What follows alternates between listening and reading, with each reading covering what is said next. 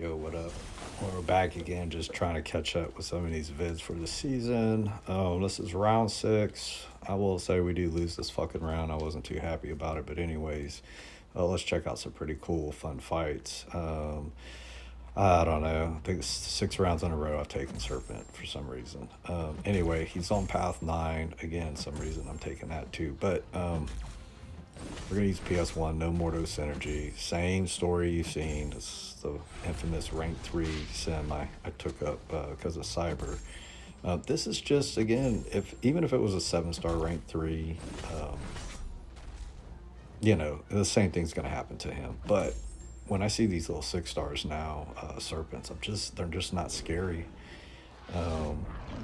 And you'll see, this fight here, this node placement, a lot of people get worried about the hazard shift because if you hit and you get a hazard on, a debuff on you, they get that extra fury, which they're hitting hard. Look at that. 1 SP3 into an SP2, and he's almost to his SIG ability, his death and mortality.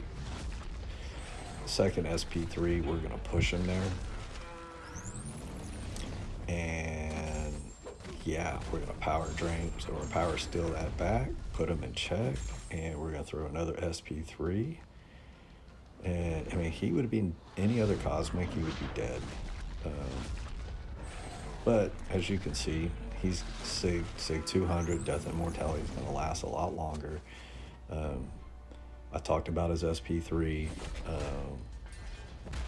When you got after that SP3, you got all blessings up. The SP3 does very, very little damage. You see that there. Not to, like I said, add in the 33% and 15% boost. And I always run a 20% green boost in war, just to keep a real feel, even when I'm chilling, just to keep a real feel. Plus, I always have so many of those things.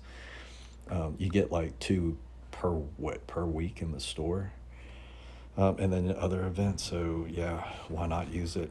Here, I turned on suicides, even though I knew my ability accuracy reduction would happen per debuff. All I'm doing is trying to parry, wait out this incinerate phase, and then I'm going to start trying to go ham.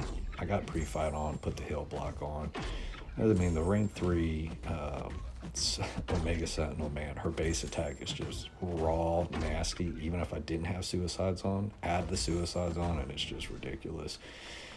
We did run PS1. I'm trying to blaze through 3 fights with her, with the tech boost, with the suicides on.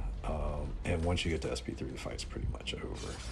You see here, he's got the indestructible on. I knew I would be back at 2 bars pretty easy. Even though he blocks, that damage and those debuffs will still stick on him. So, then destructible was going to run out before that was going to get him. So, and again, a 6-star Ascendant X, not the scariest fight. And then here again, same thing, 6-star Sinister. It wouldn't matter if it was a 7, fighting a 7-star Onega Sentinel. It's crazy how much work she has put in for me the last 3-4 seasons since I took her to rank 3 for a defense placement when I was in GGIR a few seasons ago. And I thought that was pretty much primarily what I would use her for. Then she was a tactic attacker. And then she's just overall badass, man. She's robot, so perfect for this fight. Plus, she's got access to the hill block, and yeah, fight's flushed. Next up is going to be this big Onslaught rank 3 on Buffet. She's nullify immune, so she's good for here. She's just good for Onslaught in general, not my ideal counter all the time, but I have taken him in so many weird places. But specifically, I don't know why I stood there, but I did. Power Snack, Burden of Might, well, not Burden of Might, but Buffet. She's really good. So you see here, I'm already losing the damage pull race. I need to get to the SP3 rotation, and I will get there. Now, I'm playing a little passive here, and that's just because I was trying to get back to my heal block after I got rocked I do a good job with dexing the SP1s. You need to be able to do that if you're going to use her. Then we're going to get to the SP3 rotation. So he's at what, 90% health? And watch the damage. Alright. These incinerators start cooking. He was at 90%. Almost took. By the time that the ticks of the plasmas were at 6. I mean, you see it. I was wanting to get to that light ending combo to refresh it, which would have finished him. We're not. But we had enough to get back to the SP2 and just go in and straight cook him. That was the last fight with Omega Sentinel.